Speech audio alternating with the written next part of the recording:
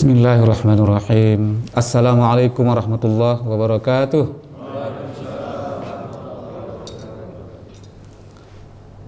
Alhamdulillahilladzi farrada alaina bi siyami Ramadan kama kutiba alal ladzina min qablina la'allana min ibadihil muttaqin. Asyhadu an la ilaha illallah wahdahu la syarikalah wa asyhadu anna Muhammadan abduhu wa rasuluh alladzi la nabiyya ba'dah. Allahumma shalli wa sallim wa barik ala sayyidina Muhammadin wa ala alihi wa sahbihi wa mawalah. Amma ba'd, faqad qala Allah Ta'ala fil Qur'anil Azim, a'udzubillahi minasyaitonir rajim. Ya ayyuhalladzina amanu hal adullukum ala tijaratin tunjikum min 'adzabin alim tu'minuna billahi wa rasulihi wa tujahiduna fi sabilillahi bi amwalikum wa anfusikum dzalikum khairul lakum in kuntum ta'lamun.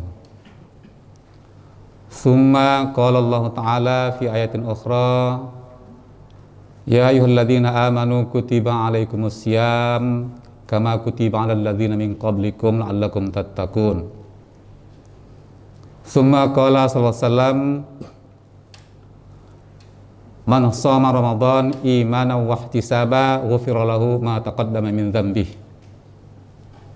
Wa qala aidan, man qama ramadan imanan wa ihtisaba ghufira lahu ma taqaddama min dzambihi. Shadaqallahul azim wa shadaqa rasulun nabiyul karim wa nahnu ala dzalika minasyahidin wa syakirin walhamdulillahi rabbil alamin. Yang sama-sama kita hormati dan kita banggakan Rektor UMN Al-Wasliyah Bapak Dr. Haji Hardi Mulyono Surbakti, para wakil rektor WR1, WR2 dan WR3 yang berhadir,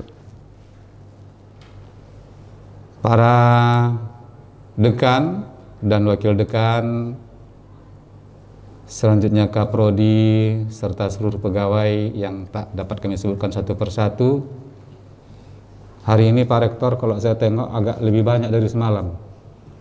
Jadi saya teringat akan sebuah pantun, katanya anak itik main di pematang, turun ke sawah main di air. Ya kan, hari ini kita banyak yang datang karena takut tak dapat THR. Ya. Karena semalam diancam memang kan, kalau tak datang saya akan menahan THR kan, begitu ya. Jadi barangkali mungkin itu tidaklah merupakan sesuatu yang menjadi pemikiran utama. Yang jelas bahwa memang kita di dalam bulan Ramadan ini harus banyak-banyak untuk bisa beramal ya, untuk meningkatkan kualitas ubudiyah kita kepada Allah Subhanahu wa taala. Karena memang bulan Ramadan ini memang bulan yang sangat luar biasa. Raghima anfurajulin dakhla Ramadan summan salakha qabla ayyughfaru lahu. Celakalah ya, celakalah kata Rasulullah, celakalah seseorang yang beriman itu ya, tatkala masuk bulan Ramadan tetapi ia belum diampunkan dosanya. Jadi oleh karenanya kita ya berhadir ya di dalam majelis tausiah ini malaikat di atas langit sana melihat kita ini kal kawakib, seperti bintang yang terang benderang yang senantiasa mendoakan untuk keampunan dosa kita dan mendoakan agar kita senantiasa mendapat cucuran rahmat daripada Allah Subhanahu wa taala. Tapi memang kata kuncinya tadi adalah ikhlas. Ya, bukan karena takut oleh ancaman kan, begitu ya. Jadi harapan kami barangkali ke depan ini dari jadwal yang telah ditetapkan oleh panitia ini, supaya kita bisa lebih aktif hadir ya, dengan berharap menambah kualitas amaliyah ubudiyah kita kepada Allah Subhanahu wa taala. Karena memang ya tujuan daripada kita melaksanakan kajian-kajian ini adalah dalam rangka untuk bisa kita memahami setiap apa-apa yang kita lakukan itu secara mumpuni. Karena kata Rasulullah, man amila bila ilmin fahuwa raddun. Kalau kita mengamalkan sesuatu, apakah itu sholat, puasa, zakat, haji dan sebagainya, tapi tanpa didasari tentang pemahaman dari mulai syarat, rukun, apa yang membatalkan, apa yang sunat, apa yang makruh, itu ya, maka amal kita akan tertolak, kan begitu. Maka oleh karenanya kewajiban bagi kita adalah bagaimana kita betul-betul memahami setiap ibadah yang kita lakukan, supaya sempurna dia. Jadi itulah yang kami harapkan, ya, supaya nanti kita bisa aktif untuk mengikuti kegiatan-kegiatan yang dilaksanakan oleh UMN Al-Wasliyah ini. Saudaraku shaimin yang dimuliakan Allah, pada kesempatan ini saya diberi maddah, yaitu keutamaan sholat sunat tarawih. Kalau boleh saya tanya, biasanya Pak Sadat berapa rakaat, Pak? 23. 23 rakaat. Pak Syukri? 11 rakaat. Mandor berapa, Mandor? 23. Nah, jadi artinya yang manapun yang dikerjakan itu ada dasarnya, ada dalilnya, yang kita tidak perlu, ya, istilahnya masuk ke wilayah konflik untuk itu. Ya kan selama ini kan ada semacam pandangan miris kita tatkala ada nanti kita lihat orang yang melaksanakan sholat tarawihnya itu 11 rakaat, ada yang melaksanakannya dengan 23 rakaat. Nah, jadi intinya bahwa sholat tarawih ini dikerjakan dengan iman wa ihtisaba, dengan iman dan ikhlas dikerjakan semata-mata mengharap ridho Allah Subhanahu wa taala.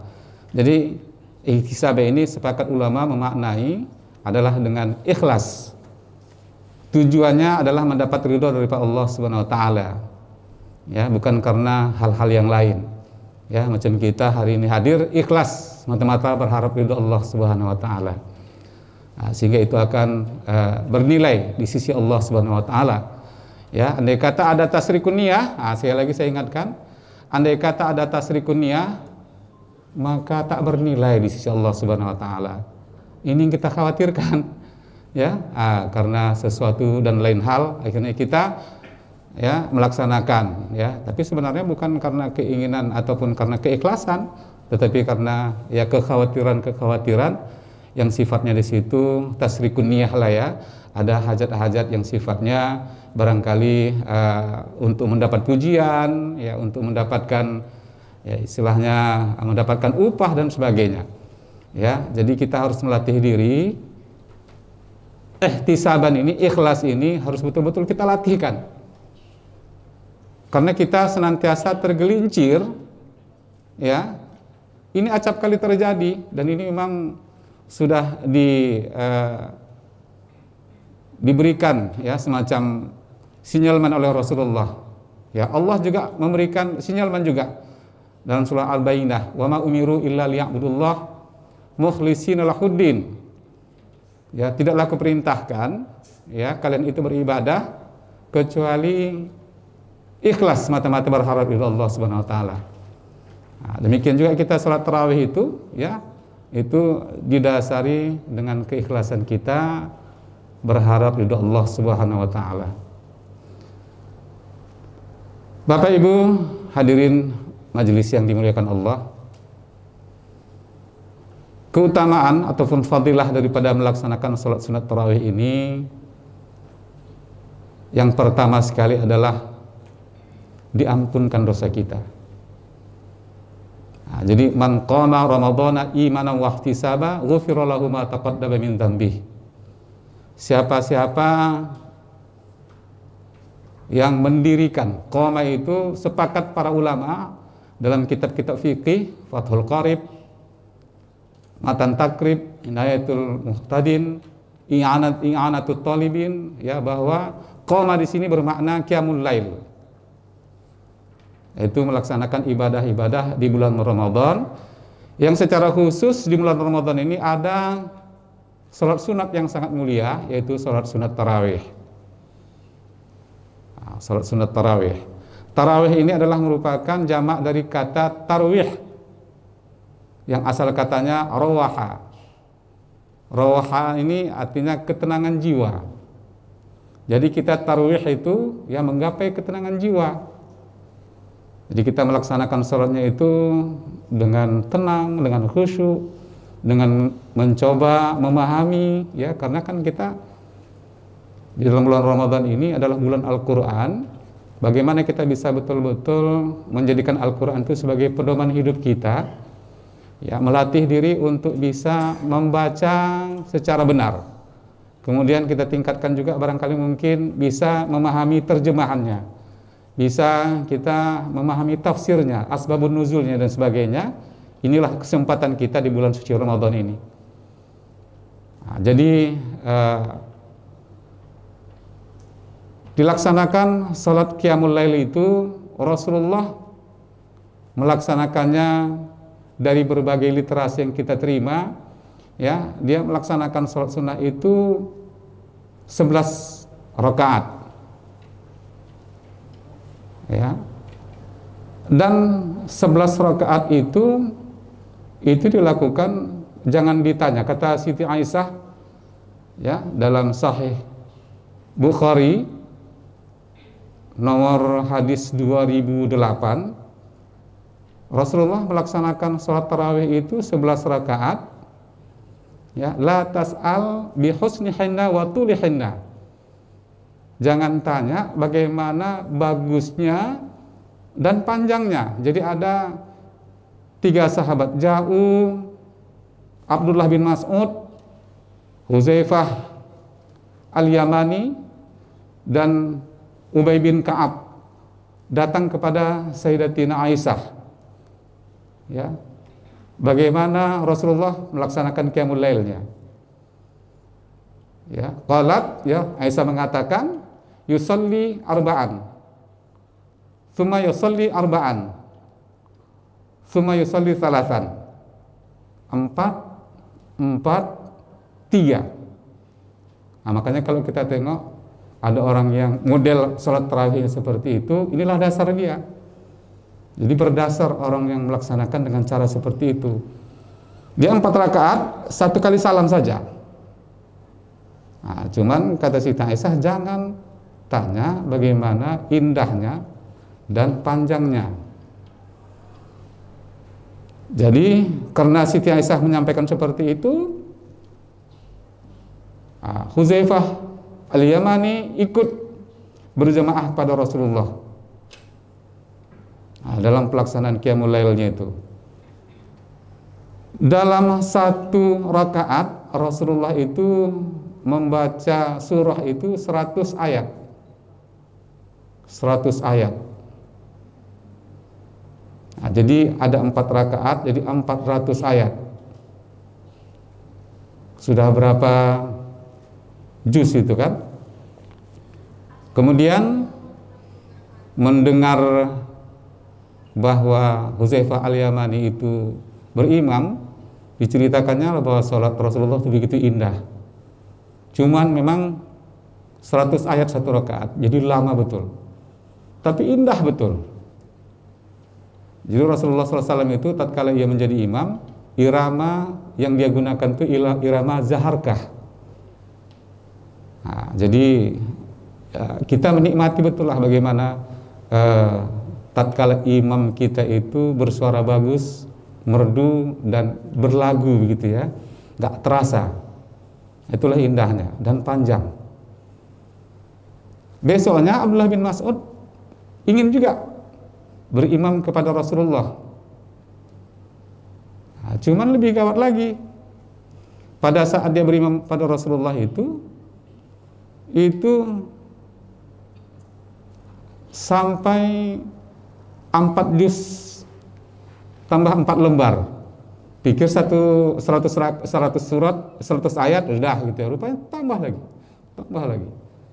Jadi sangat luar biasa ya, memang fisik. Ya, orang-orang zaman dahulu itu memang beda dengan kita ini kan gitu ya. Jadi Rasulullah SAW itu memang fisiknya luar biasa. Memang dia itu punya fisik yang kuat dan sehat. Nah, jadi itulah dasar ya orang yang melaksanakan sholat dengan model 4-4-3. Jadi nggak usah kita salah-salahin ya. Nah, kemudian dari sahabat Ibnu Umar radhiyallahu anhuma itu menyampaikan juga bahwa Rasulullah itu melaksanakannya 2 rakaat, 2 rakaat, 2 rakaat, 2 rakaat sampai 10 rakaat tarawihnya tambah 1 witir. Ya, jadi disampaikan bahwa salatul lail masna masna wa in khiftal fajr fa'autir. Salat malam itu 2 sampai 10 kali, sampai 5 kali. Kemudian karena lama bacaannya tadi ya minimal 100 ayat yang dibaca, itu takut kepada jumpa subuh, maka ditutup dengan 1 witir. Nah, itu dia. Kemudian juga Rasulullah pernah mencontohkan 2 sampai 4, jadi 8 rakaat dia tarawih, kemudian 2 rakaat sofa, 1 rakaat witir. Nah, jadi 11 rakaat juga. Jadi contoh yang kita lihat dengan model yang barangkali mungkin kita selalu lihat di masjid-masjid yang sekarang ini, itu juga ada dasarnya. Nah, jadi jangan kita nanti memandang itu dengan itu tak ada dasarnya, tidak ada dalilnya. Ya, jadi ada dalilnya, dan kita harus menghargai saja. Ya, kita hormati yang seperti itu, jangan kita merasa paling benar. Nah, kemudian sekarang ini kita di Al-Wasliyah lah kita bilang ya, itu sholatnya memang 23 rakaat. Ngamuk kali Yahya Tambunan tatkala ada sholat yang di situ Masjid Al-Wasliyah, Ustaz Yahya Tambunan, kawan-kawan berjuang kita dulu ya kan. 11 rakaat. Nah, jadi yang macam-macam gitu itu nggak usah kita istilahnya pedulikan gitu ya. Kalau kita Al-Wasliyah wajib 23 kan gitu ya. Nah, jadi itu juga tidak mutlak seperti itu. Nah, karena yang 23 rakaat ini adalah merupakan sunnah daripada Umar bin Khattab. Pada saat itu orang sholat ya berpencar-pencar ya, di Madinah, di Mekah itu nanti ada 7 orang sholat tarawih. Jadi Umar bin Khattab mengumpulkan ya, dikumpulkannya semuanya, mari kita sholat bersama-sama. Nah, karena memang sholat sunat yang luar biasa pahalanya dilaksanakan dengan berjamaah, itu adalah sholat sunat tarawih, jadi dikumpulkan. Jadi Umar bin Khattab ini juga orangnya kan sangat-sangat luar biasa nih, cerdas, pintar, brilian lah cara berpikirnya. Karena memang bulan Ramadan itu memang harus banyak kita beribadah. Umar bin Khattab itu kalau Rasulullah ya selalu dengan 100 ayatnya, maka dia membuat dengan 50 ayat. Nah, dengan 50 ayat, itulah digunakan yang 2 rakaat sampai 8 rakaat tarawih ditambah dengan 3 rakaat witir. Nah, jadi 50 ayat itu sudah menjadi satu kali salam itu sudah 100 rakaat, 100 ayat. Nah, jadi luar biasa juga jumlah ayat yang dibaca pada saat melaksanakan sholat sunat tarawih ya di zaman Khalifah Umar bin Khattab. Nah, jadi Umar bin Khattab itu menjadikan supaya memang banyak bacaan itu dibuat jadi 20 rakaat. 20 rakaat. 10 kali dibuat oleh Umar bin Khattab. Karena memang kita untuk melaksanakan sholat sunat malam itu memang tuntunan awalnya itu adalah 2 rakaat.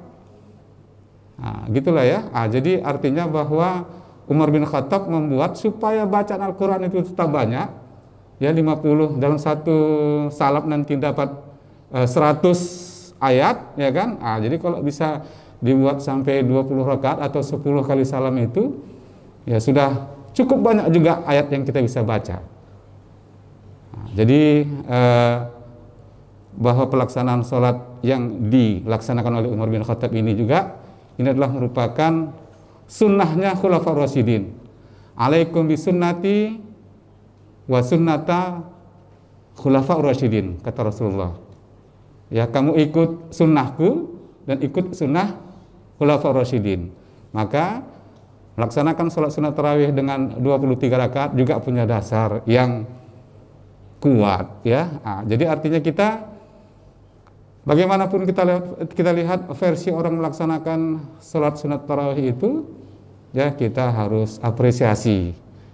Yang penting kita kerjakan dengan ikhlas, dengan iman wa tisaba, ya, supaya memang kelak kita mendapatkan apa yang menjadi tujuan melaksanakan ibadah itu.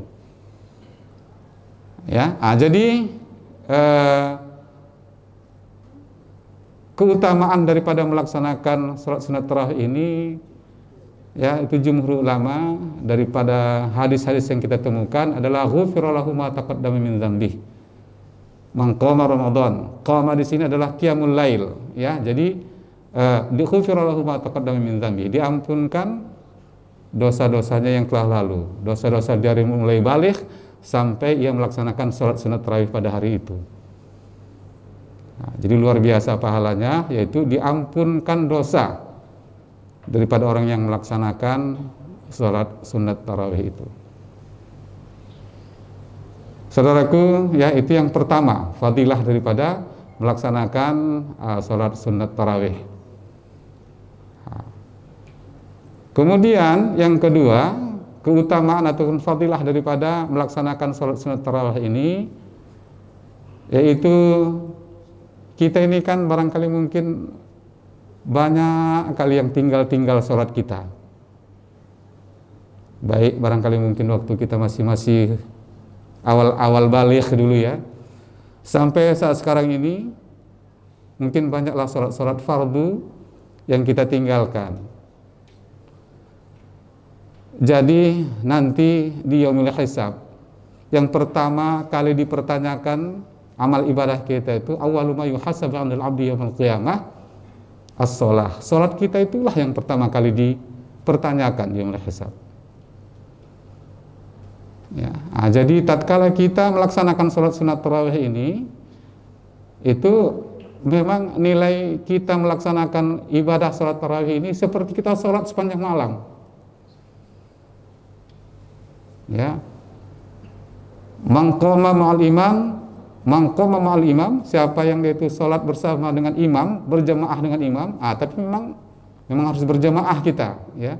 Mangqama ma'al imam, ya, hatta yansarif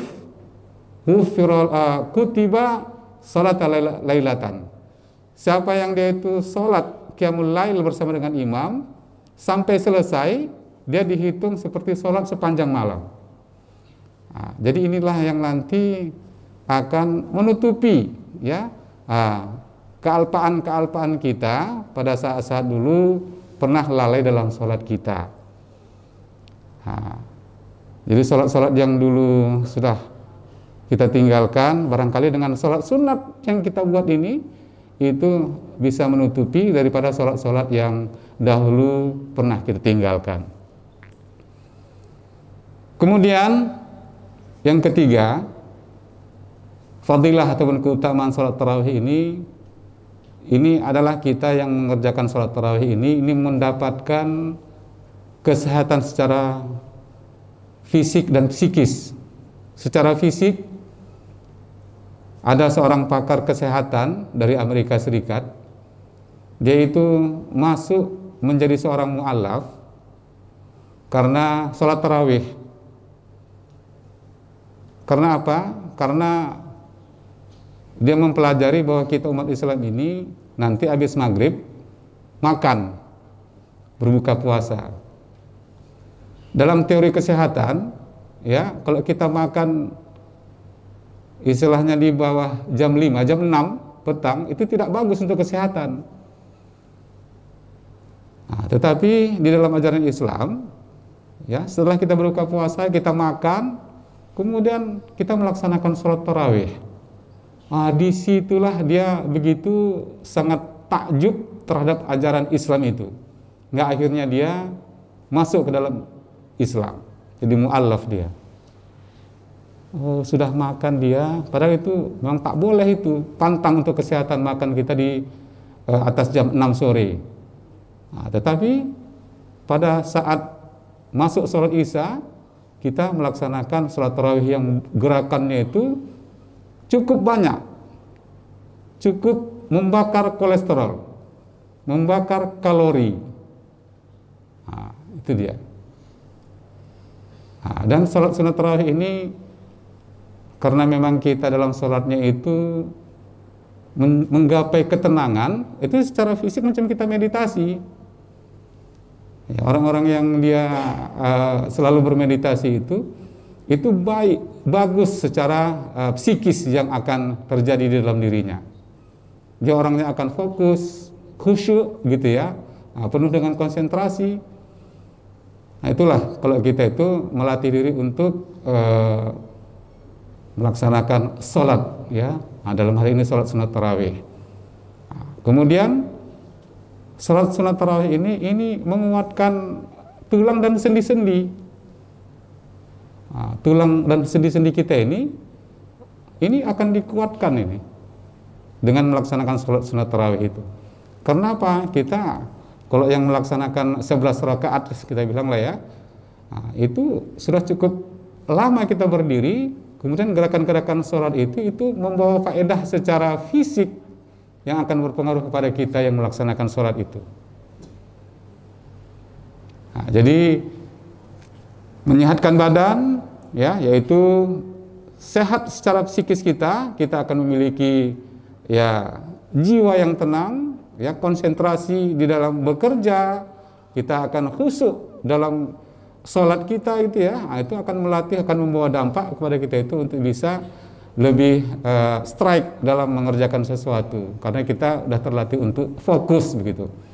Nah, kemudian kolesterol, kadar gula darah juga akan turun karena gerakan-gerakan itu akan membakar kalori, ya, dan akan menjadikan ya gula darah itu sebagai energi ataupun tenaga, ya. Kemudian juga akan mengurangi asam urat. Nah, jadi itu adalah merupakan ya manfaat secara fisik daripada sholat sunat tarawih ini.